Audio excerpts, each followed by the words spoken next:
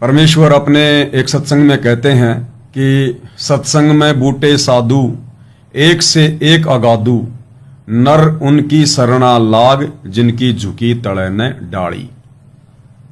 गुरुदेव भगवान इस वाणी के माध्यम से अपने भक्तों को आदेश दे रहे हैं कि सत्संग में बूटे साधु और एक से एक अगाधु, कि सत्संग में जो भगत भाई बहन आते हैं उनमें नए भी आते हैं और पुराने भी आते हैं, ज्ञानी भगत भी आते हैं, थोड़े बहुत नादान भगत भी आते हैं। तो जो नए भगत हैं उनको गुरुदेव भगवान आदेश दे रहे हैं कि नर उनकी शरणा लाग जिनकी झुकी तड़े न डाली, कि हे नई भगत आत्मा, तू जब सत्संग में आता है, संत समागम में आता है, साध संगति में आता है, तो उन भक्तों की शरण में ज्यादा रह, उनकी संगति ज्यादा कर जो पुराने भगत हैं। आपस में मंडली बना के बैठ जाओ और जो पुराने भगत होंगे वो अच्छी अच्छी बातें बताएंगे। कोई अपने उन बीते हुए दिनों को तरोताजा करेगा कि सतगुरुदेव भगवान के मिलने से पहले, दास को उनकी शरण मिलने से पहले मैं कितना निर्धन था, कितना बीमार था, कितना अभाव में जीवन जी रहा था, कितने विकारों में जीवन जी रहा था, और जैसे ही मुझे गुरुदेव भगवान मिले, परमात्मा मिले, उसके बाद उन्होंने मेरा जीवन ही बदल दिया। मैं एक नंबर का नशेड़ी था, जुआरी था, मांसाहारी था, और आज गुरुदेव भगवान के आशीर्वाद ने मेरे परिवार को ऋषि परिवार बना दिया। तो गुरुदेव भगवान कहते हैं कि उन पुराने भक्तों की संगति करनी चाहिए, और उन पुराने भक्तों से आप जितनी बार भी सवाल करोगे उतनी बार वो आधीन के साथ, प्यार प्रेम के साथ आपके हर एक सवाल का जवाब देंगे। क्यों? क्योंकि वो आधीन हो चुके हैं। सभी आधीन नहीं हो जाते हैं। परमेश्वर ने केवल उन्हीं भगतात्माओं की संगति के लिए कहा है जो अपने गुरुदेव के ज्ञान आधार से दासातन में आ गए हैं, जो आधीन हो गए हैं, जिनकी झुकी तड़े न डाली, नर उनकी शरणा लाग जिनकी झुकी तड़े न डाली। जैसे पेड़ की डाली, पेड़ की टहनी नीचे उसी की झुकेगी जिसके ऊपर कोई फल लगा होगा। यानी जिन भक्तों की भक्ति कमाई अच्छी हो जाती है, जिनको ज्ञान समझ में आ जाता है, वो स्वतः ही आधीन हो जाते हैं, उनमें दास भाव आ जाता है। वो आपकी किसी भी बात से नाराजगी प्रकट नहीं करते, नाराज नहीं होते। आप जितनी बार भी उनसे जो भी सवाल करोगे भक्ति के विषय में, परमात्मा के विषय में, और जैसा उनको ज्ञान होगा गुरुदेव के आशीर्वाद से, वो प्यार प्रेम से हर बार आपके हर एक सवाल का जवाब देंगे, शंका का समाधान करेंगे। इसलिए भाइयों और बहनों, साध संगतियों की इस कलयुग में आवश्यकता पड़ती है। इसलिए गुरुदेव भगवान कह रहे हैं, आपको गुरुदेव भगवान के मुख कमल से सुनाते हैं ये वाणी, और इस वाणी का अर्थ गुरुदेव भगवान ने यही बताया है जो उनके बताए अनुसार दास ने आपको समझाया है। फिर भी गुरुदेव भगवान के मुख कमल से सुनेंगे तो साध संगतियों का महत्व हमें समझ में आएगा और हमारा विश्वास बढ़ेगा कि वास्तव में गुरुदेव भगवान ने हमें यही आदेश दिया है कि जितना हो सके भगत भाई बहनों की संगति करनी चाहिए, परमेश्वर के विषय में बैठकर ज्ञान चर्चा करनी चाहिए, जिससे हमारा विश्वास बढ़े। और आज वर्तमान में गुरुदेव की गैर हाजिरी में सत्सेवक भाई बहन वही कर रहे हैं। आज हमारे गुरुदेव भगवान अपने मिशन को लेकर हिसार जेल में बैठे हुए हैं, और उनकी गैर हाजिरी में उनके परिवार ने, उनके बेटा बेटी, भाई बंधु, रिश्तेदारों ने जितने भी सतलोक आश्रम खोल रखे हैं, आज उनमें साध संगतियां नहीं होती हैं, उनमें कोई ज्ञान चर्चा नहीं होती है, वहां बैठकर भगत भाई बहनों को दृढ़ता प्रदान नहीं करवाई जाती है। इसलिए हम सत्सेवक उन सतलोक आश्रमों में नहीं जाते हैं, और परमेश्वर ने हमें जो सबसे बड़ा जो ये प्लेटफॉर्म दिया है, सबसे बड़ी जो साध संगति दी है, ये सोशल मीडिया, फेसबुक, यूट्यूब, हम घर बैठे भाई बहन रोजाना साध संगति कर रहे हैं, ज्ञान चर्चा कर रहे हैं, अपने गुरुदेव भगवान की महिमा कर रहे हैं। तो आज से पहले तो सोशल मीडिया नहीं थी, क्योंकि ये जो वाणी है ये आदरणीय गरीबदास जी की है कि सत्संग में बूटे साधु एक से एक अगाधु, नर उनकी सरना लाग जिनकी झुकी तड़े न डाली। तो उस समय उन्होंने केवल सत्संगों में जाकर ही ज्ञान चर्चा के लिए कहा है, क्योंकि उस समय सोशल मीडिया नहीं थी, 250-300 साल पहले। लेकिन वर्तमान में हमने कहीं आने जाने की आवश्यकता नहीं है, विशेषकर साध संगति के लिए। हाँ, यदि हमारे गुरुदेव भगवान आश्रम में हों तो हम 1,00,000 बार जाएं, 1,000 बार जाएं, और आश्रम में जाएंगे तो परमात्मा की चर्चा ही करेंगे, वहां कोई राजनीति थोड़ी करेंगे। आश्रमों में जाकर फिर कोई परशुराम की जयंती मनाने थोड़ी जाएंगे। आश्रमों में जाकर फिर हम सिरसा में नकली कबीरपंथियों की जयंती मनाने थोड़ी ना जाएंगे। आश्रम में जाकर फिर हम भाई बहन वहां पर अचार थोड़ी ना डालेंगे, क्योंकि इन शतलोक आश्रमों में अचार डाला जाता है, अचार। इन्होंने जो ये अन्नपूर्णा मुहिम चला रखी है, इस मुहिम के तहत जो ये गांव गांव जाकर लोगों को जबरदस्ती मनमाना आचरण करते हुए जो राशन बांट रहे हैं, जिसकी कोई आवश्यकता नहीं है। ये लोग आश्रम में प्याज के ट्रक, आलू के ट्रक, मिर्ची के ट्रक मंगवाते हैं, और उसके बाद हरियाणा में धनाना आश्रम के आसपास जो भाई बहन हैं, बेचारे भोले भाले भगत भाई बहन, उनको गुरुजी का आदेश बताकर कोऑर्डिनेटरों के माध्यम से कि आश्रम में विशेष सेवा है, गुरुजी का आदेश है, बेचारे भोले भाले भगत भाई बहन आ जाते हैं। भाई क्या आदेश है परमात्मा का, ऐसी क्या सेवा है? और वहां आने के बाद पता चलता है कि ये जो प्याज का ढेर लग रहा है, आलू का ढेर लग रहा है, इनको साफ करो, सफाई करो इनकी, और इनको 2-2 किलो 5-5 किलो थैलियों में पैक करो, ये सेवा है। और मिर्ची का अचार डलवाया जा रहा है। आप देखते होंगे ना इनके वीडियो, अन्नपूर्णा मुहिम के। एक खाट के ऊपर रख देंगे ये 5 किलो आलू, 5 किलो प्याज, तेल, साबुन, दाल और एक अचार की थैली। पहले नहीं देते थे अचार, ये अब देने लग गए महीने भर से अचार। अचार के ऊपर स्टिकर लगा हुआ है, शतलोक आश्रम धनाना अन्नपूर्णा मुहिम।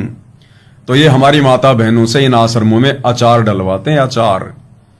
जैसे एक कहावत है ना, लोग कहा करते थे चल यार वहां चलते हैं भाई, तो क्या करते, वहां क्या जाके अचार डालेगा? अरे वहां जाकर के अचार डालेगा, यानी कि अपना समय बर्बाद करेगा। तो वास्तव में इन लोगों ने अचार ही डलवाना शुरू कर दिया, कहावत को सिद्ध कर दिया इन्होंने। तो भाई बहन, आज गुरुदेव की गैर हाजिरी में इन शतलोक आश्रमों में भक्ति करने नहीं जाते, ज्ञान चर्चा करने नहीं जाते, सत्संग सुनने नहीं जाते, वहां अचार डालने जाते हैं, अचार डालने। अब बताओ, हम सत्सेवक कोई पागल थोड़ी हैं जो हम अचार डालने जाएंगे। तो गुरुदेव भगवान तो कह रहे हैं कि सत्संग में क्या करना चाहिए। सत्संग में बूटे साधु एक से एक अगाधु, और नर उनकी सरना लाग जिनकी झुकी तड़े ने डाली। अब गुरुदेव तो क्या कह रहे हैं, और आश्रमों में क्या डलवाया जा रहा है? अचार। तो सुनिए भाई और बहनों, पूज्य गुरुदेव भगवान के मंत्र से।